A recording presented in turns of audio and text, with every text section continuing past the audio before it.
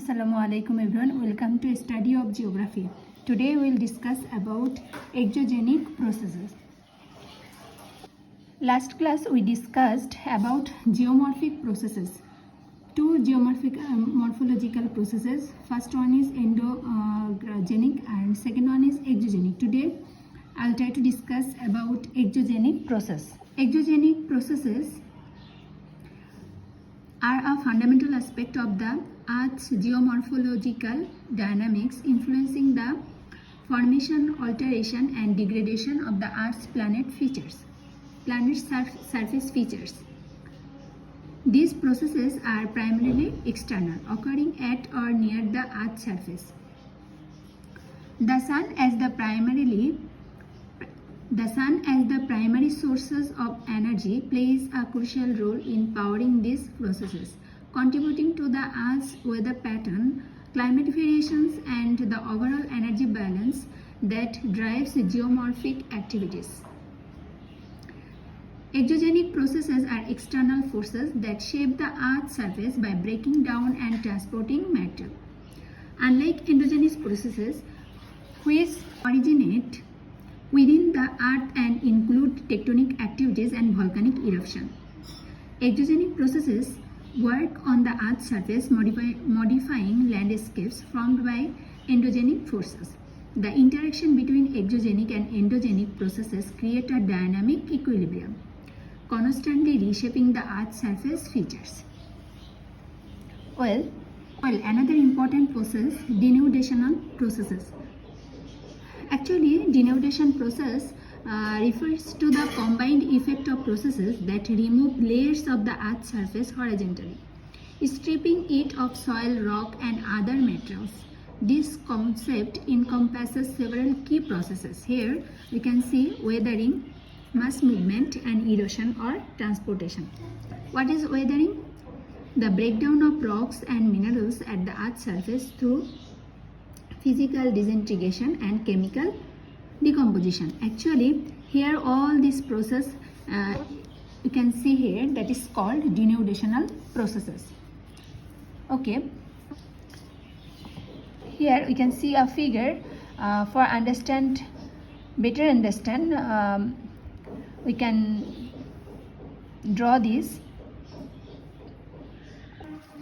If we notice, we can see that exogenic process, weathering, erosion and deposition. Well, what is weathering? Actually, the breakdown of materials of earth crust into smaller pieces, that is called weathering. Briefly, we can say that weathering describes the breaking down and dissolving of rocks and minerals on the surface of the earth.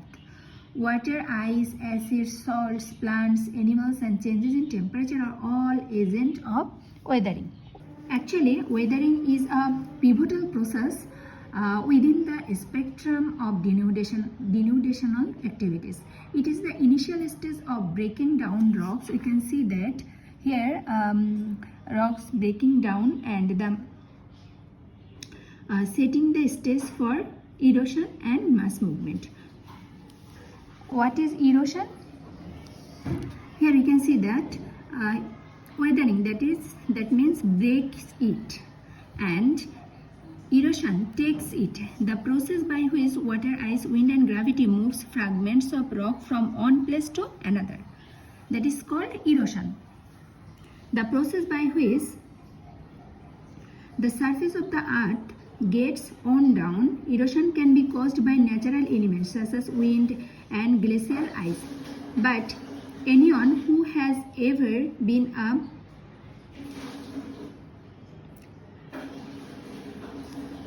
seen a picture of the Grand Canyon knows that nothing beats the slow, steady movement of water when it comes to changing the earth.